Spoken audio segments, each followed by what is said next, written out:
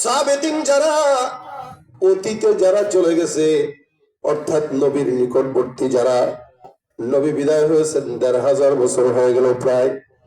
যেই ব্যক্তিটা যত আগে জন্মগ্রহণ করলো ওই ব্যক্তিটা আল্লাহর নবীর তত নিকটে, যে ব্যক্তি যত পরে জন্মগ্রহণ করলো সে আল্লাহর নবীর থেকে তত দূরে। অর্থাৎ আজকের সন্তান থেকে 10 বছর আগে যে সন্তানটা জন্মগ্রহণ করলো 10 বছর হলেও সে আল্লাহর নবীর নিকটে। আর যে যত বেশি আল্লাহর নবীর জামানার নিকটে ওই ব্যক্তি তত বেশি আল্লাহর জান্নাতের নিকটে, তত বেশি আল্লাহর জান্নাতের নিকটে। কারণ নবীর জামানার নিকটে যে যত হবে, আজকের সন্তান আগামীকালে জন্মগ্রহণ করা সন্তান থেকে একদিন হলেও নবীর নিকটে। কথাটা কি বুঝাইতে পারলাম আপনাদেরকে? আজকের সন্তান আগামীকালের জন্মগ্রহণ করা সন্তান থেকে একদিন হলেও নবীর জামানার নিকটে, আর ও আগামীকাল জন্মগ্রহণ করার কারণে একদিন হলেও নবীর থেকে পিছনে। এভাবে যে যত বেশি পিছনে যাবে ও তত বেশি জাহান্নামের নিকটবর্তী হবে, যে যত বেশি উপরে যাবে সে তত আল্লাহর নিকটে জান্নাতের নিকটে যাবে। এখন এই জামানার পোলাপানরা 50 বছর আগে আল্লাহ ওনাদেরকে গালি দেয়, ইসলাম বুঝে নেই। এটা না বুঝলেও জান্নাত নিয়ে গেছে, ওরা জান্নাত পেয়ে গেছে শুধুমাত্র মানার কারণে। আর এখন মানুষ অনেক জানে কিন্তু সবগুলা শয়তানের মতো মানে না বলে মন দুধ হয়ে যাচ্ছে। জানার নাম কামিয়াবি না। আমাদের বুজুর্গরা বলতেন আগার মানোগি তো বানোগি, কেউ যদি মানে আল্লাহ তারে বানায় দেয়। মানলে কি হয়ে যায়?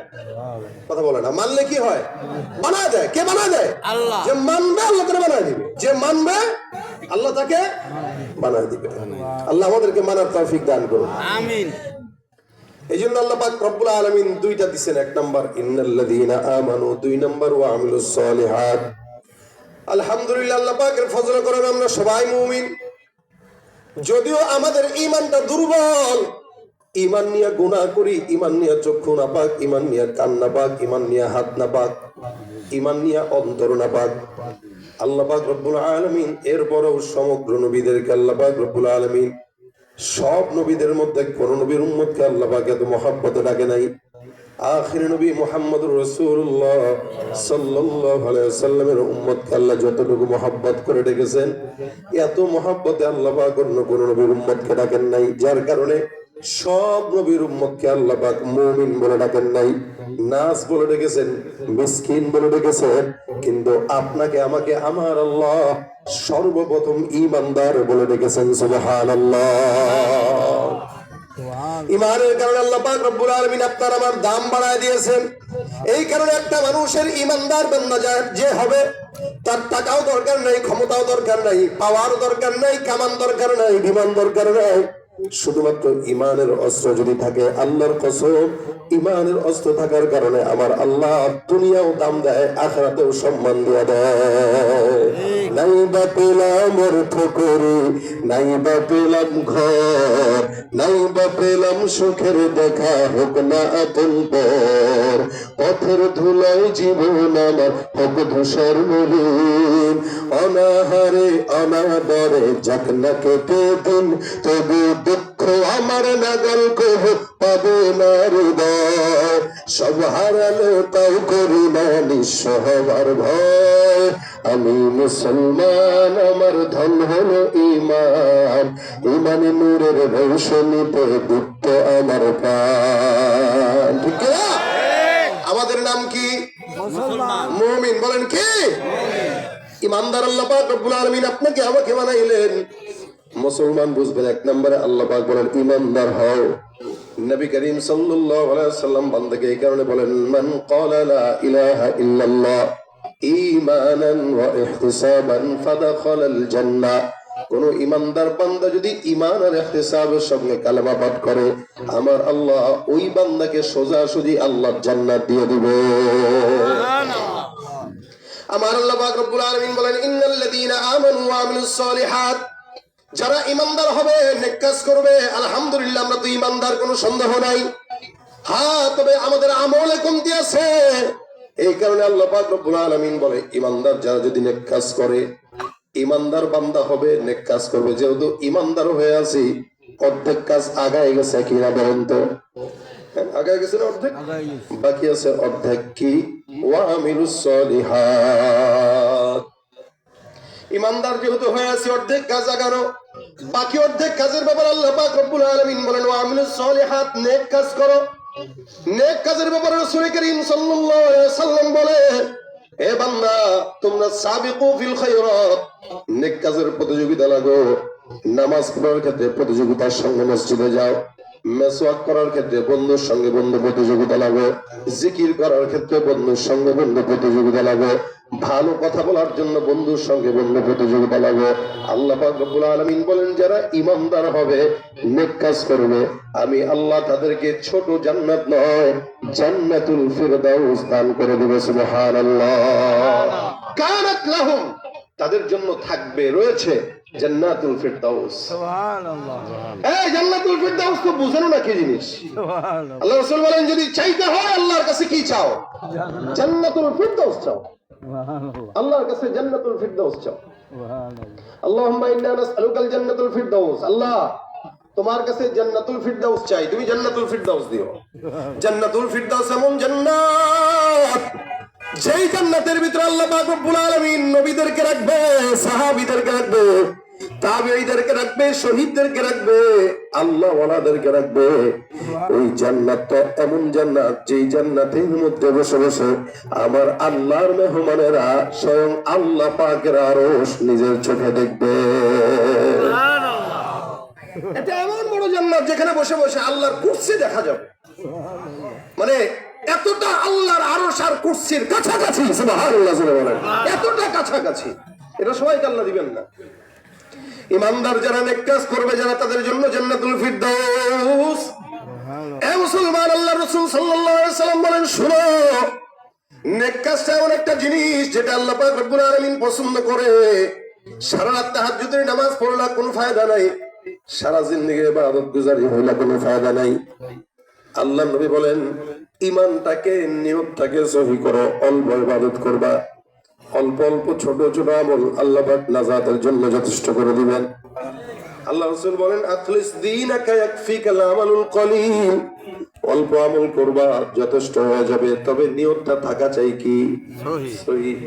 আমরা আমল করতে যায় বান্দারে দেখাই, নামাজ পড়তে যায় বান্দা যদি কেউ দেখে তখন ধীরে ধীরে পড়ি, নিজে যখন একা একা পড়ি তখন দ্রুত পড়ি। ইমামতির ক্ষেত্রে যখন নামাজ দাঁড়ায়, ইমাম সাহেব নিজে যখন একা নামাজ পড়ে তখন এত দ্রুত ধীরে পড়ে না, আর যখন মানুষকে নিয়ে পড়ে তখন দ্রুত পড়ে না, ধীরে পড়ে। একা একা পড়লে দ্রুত পড়ে, ধীরে পড়ে না। তার মানে 10 জনকে নিয়ে যখন পড়ে তখন চিন্তা করে দ্রুত বললে মানুষ কি মনে করবে, আর যখন একা একা পড়ে তখন চিন্তা করে কোন রকম আল্লাহর দোষটা দিয়ে বুঝ দিয়ে দেই, কি ঠিক না? এই জন্য আল্লাহ রাসূল সাল্লাল্লাহু আলাইহি ওয়াসাল্লাম বলেন জিবরিল আমিন আল্লাহর হাবিবের কাছে আসছে, জিজ্ঞাসা করছে মাল ইহসান ইয়া রাসূলুল্লাহ, আমার নবী তাকওয়া কি জিনিস? নবী ডাক দিয়ে বলেন আনতা আবুদাল্লাহ কান্নাকা তারা ফাইন লাম তাকুন তারাহু ফাইন্নাহু ইয়ারাক, এমন ভাবে ইবাদত করো যেন তুমি তোমার মাওলারে দেখো, যেন তুমি তোমার আল্লাহরে দেখতে পাও। নামাজে দাঁড়াইছো তোমার মাওলারে তুমি দেখবা, ইবাদতে দাঁড়াইছো তোমার আল্লাহকে তুমি দেখবা। আর যদি তোমার চক্ষু থাকে না পাক, তুমি তো তোমার মাওলারে দেখতে পারো না। হালটা এমন দিলের মধ্যে রাখো যেন আসমানের মালিক তোমারে দেখতেছে। কে দেখে? আল্লাহ। ভাইরা আমার, আল্লাহ পাক রব্বুল আলামিনকে দেখতে না পারলেও আল্লাহ তো দেখেন। এই জন্য মুসলমান কোন ইমানদার বান্দা যদি ইবাদত করে এই নিয়ত করবে আমাকে দেখেন কে? আল্লাহ। জিকির করলে দেখেন কে? আল্লাহ। নামাজ পড়লে দেখেন কে? আল্লাহ। তাহাজ্জুদ পড়লে দেখেন কে? আল্লাহ। নবী করিম সাল্লাল্লাহু আলাইহি সাল্লাম বলেন ইখলাসের নিয়তে কোন বান্দা ছোট্ট কাজ করলে আল্লাহ জান্নাত দিয়ে দেয়।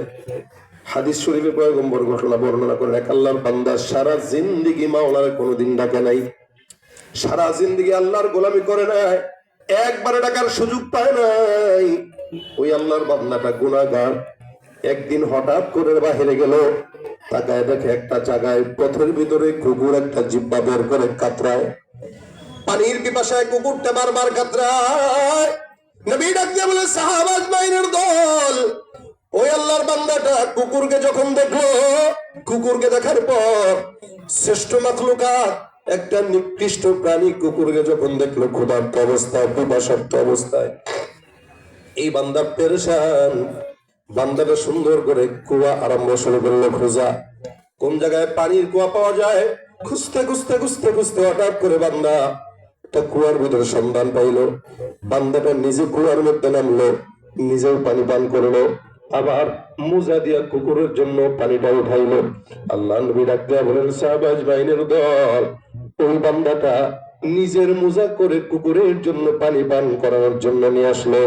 একটা সারা জিন্দিগির গুনাহগার বান্দা কুকুরকে পানি পান করানোর মাধ্যমে আমার আল্লাহ বান্দার সব গুনাহগুলো মাফ করে জান্নাতি বানায় দিছে।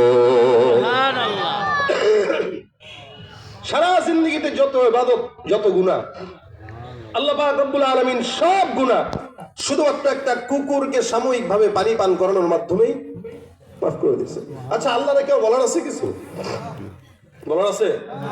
এই জন্য হাদিসে আসছে, কেউ কাউকে বলবা না এই কথা, এই তুই জাহান্নামী, এই কথা কেউ কাউকে বলা। আপনার বাহ্যিক ভাবে মনে হইতেছে এই লোক তো গুনাহ করে, এই লোক তো নামাজ পড়ে না, এই লোক তো এটা করে ওইটা করে, কিন্তু রাসূল বলেন বাহ্যিক দৃষ্টিতে দেখে তুমি কাউকে জাহান্নামী বললা, কিন্তু তুমি জানো না আল্লাহর আদালতে সে জান্নাতি হয়ে রয়েছে আর তুমি জাহান্নামী হয়ে রয়েছে। আবু হুরায়রা রাদিয়াল্লাহু তাআলা থেকে বর্ণিত, উনি বলেন দুই বন্ধু, একজন আল্লাহওয়ালা আরেকজন গুনাহগার। বনি ইসরাইলের জামানার লোক। আল্লাহওয়ালা বান্দাটা সারাদিন তার বন্ধুকে খোঁজার বলে, কিরে ভাই, সারা জিন্দেগি তুই খালি গুনাহ করলি কেন? কারণটা কি? এত গুনাহ কেন করস? আল্লাহর পথে একটু আয়, নামাজ ধর, কোরআন তেলাওয়াত কর। কিন্তু বদকার বন্ধু এটা শুনে না।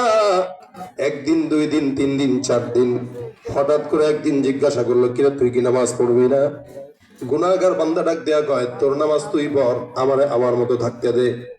নেককার বান্দার মেজাজ খারাপ হয়ে গেছে, এবার ডাক দেয়া কয়, বেটা তুই তো জাহান্নামী, তোর কপালে হেদায়েত নাই। শেষ।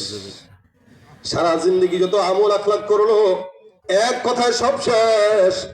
আল্লাহর বান্দা যখন বলল তোর কপালে হেদায়েত নাই, তুই জাহান্নামী, আমার আল্লাহ রাসূল ডাক দিয়া বলে, আবু হুরায়রা, এই বান্দাটা যখন এই কথাটা বলল, উভয়ের যখন ইন্তেকাল হয়, আমার আল্লাহ বিচার নিকাশ যখন করা শুরু করলো, আমার আল্লাহ ডাক দিয়া বলে, উঠো। বান্দা 2 জন উঠলো। আল্লাহ পাক ডাক দিয়া বলে, তুমি এর দুনিয়ার জমিনে কি বলেছো? বলে, আল্লাহ, নামাজ পড়তে বলতাম, তোমাকে ডাকতে বলতাম, শুনতো না, যার কারণে আমি তাকে বলেছি তুই তো কপালে হেদায়েত নাই, আল্লাহ তোরে জাহান্নাম দিবে। আমার আল্লাহ ডাক দিয়া বলে, বান্দা তুই কি আমার দয়া সম্পর্কে জানিস না? বান্দা ডাক দিয়া বলবে, মালিক জানি তো, তবে তুমি যে গুনাহ করলে জাহান্নাম দাও সেটাও তো জানি। আল্লাহ কয়, সেটা জানোস, কিন্তু এই কথা বলার অধিকার তোর দিল কে যে সে জাহান্নামে যাবে? আল্লাহ রাসূল সাল্লাল্লাহু আলাইহি ওয়াসাল্লাম বলেন, মহব্বত, প্রেম, ভালোবাসা, এটা আমার আল্লাহ পাক রব্বুল আলামিন যখন বানায়, এটাকে 100 ভাগে ভাগ করা হয়। আল্লাহ রাসূল বলেন 100 ভাগের মহব্বত আল্লাহ পাক রব্বুল আলামিন ভাগ করলেন 99 ভাগ মহব্বত, আর 1 ভাগ মহব্বত আলাদা করলেন। 99 ভাগ আলাদা, 1 ভাগ আলাদা। 1 ভাগটাকে আবার আল্লাহ পাক রব্বুল আলামিন 100 ভাগ করলেন। বাকি 99 ভাগ মহব্বত আখেরি নবী পয়গম্বর মুহাম্মদুর রাসূলুল্লাহ সাল্লাল্লাহু আলাইহি ওয়াসাল্লামকে দিলেন। আর 1 ভাগ মহব্বতটা আল্লাহ পাক রব্বুল আলামিন গোটা দুনিয়ার যত বান্দা আছে, যত মাখলুকাত আছে, যত জিন্নাত আছে, সমুদ্রের পানি আছে, সব মাখলুকাতের মধ্যে আমার আল্লাহ ছড়ায় দিলেন।